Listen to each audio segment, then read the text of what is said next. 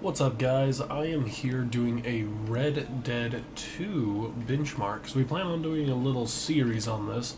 We're actually running Nvidia's preferred settings for the 2080 Ti.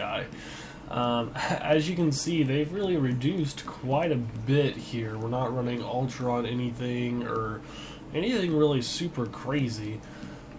Just high and ultra, some mediums intermixed in there. So we're gonna see how it actually performs. It's kind of scary that you can't even play this game in maxed out settings with the 2080 Ti. However, the 3080 Ti is supposed to be coming around here towards the end of the year with the release of Cyberpunk 2077, which will be cool. It looks like it's supposed to have some really great art in it. Now, there isn't a really built-in FPS counter that I found. However, I'm going to be using my recording software to look in there and see if I can find it and try to give you an accurate representation of how many frames are actually rolling across at any given time. I believe my FPS counter caps at 60. So, no, it just went up to 73. Now we're running mid-60s, 64-ish through this snowy area. I do gotta say, some of the textures in this game are really great. While I don't believe Rockstar does the best,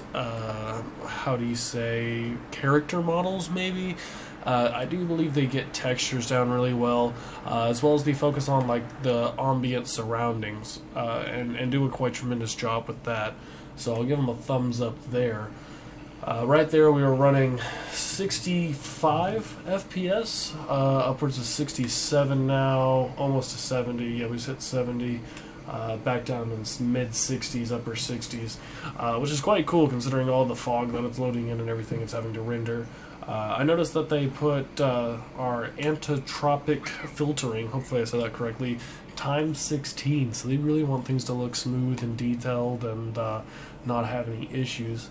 It looks like here we were just running, it says 218 frames, I think that was just on the black screen, but we're running mid to low 60s right now, looking about 62, while it's loading all these shadows, living the sky, keeping the candlelit city over there in the foreground, or I guess background, maybe that's midground, I don't know. It says we jumped up, of course, to 240, black screen, whatever.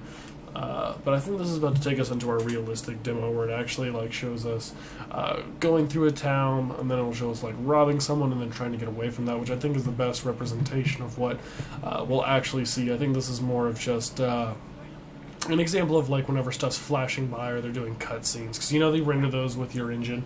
We're overclocking our card again, of course. We're doing 1,000 megahertz to the memory clock, as well as 100 to the core GPU clock. So we're nowhere near stock whenever it comes to it.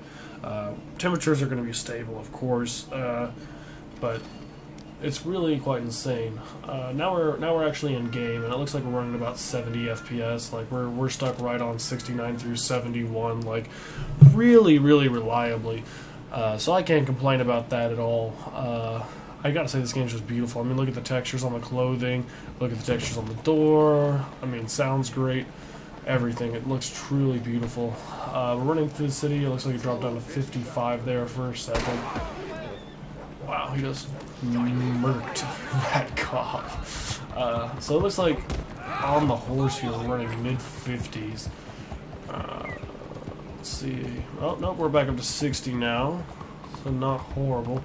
I know that I ran this benchmark previously for myself whenever I was looking at it, that at one point it said it dropped down to 13 FPS. I'm really curious where that is, because I have yet to see anything like that thus far in this recording. I gotta say, this is a pretty cool benchmark though. Get to see everything, see how beautiful everything is. Let's see. They did a great job with this. It looks truly tremendous.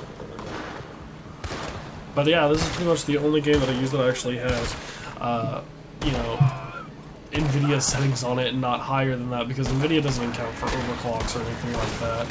I did notice that it moved us from the Vulkan engine to the DirectX 12 engine, so that's something that's really interesting. I know the Vulkan works a lot better with AMD, but you got Nvidia taking advantage of having DirectX behind you, and I gotta say, it did increase the frame rate, and it made it a lot better on average when running it through benchmarks, as well as it's what Nvidia switched it to whenever it optimized settings. So I can't complain about it. I think it's tremendous. The Vulkan engine is great for AMD purposes, but you know, to each their own. I have an AMD processor now. I never thought I would do that. I was with Intel for, oh my goodness, since 2014, so 6 years I used Intel, and then I switched over. So, to each their own. So as you can see, it said we went to a minimum of 18.33. However, I didn't see that anywhere. Average FPS, it says it was 58.7, which I could believe from the city, but even then, I didn't even see anything drop down to 50 or anything like that, so that may be a little low as well. Maximum FPS, 138, which we saw it go well over 200 on black screen, so it just depends on what you're looking for, but overall, I think it's great. I'm really excited to start the series and make the best out of it. Thank you guys for watching.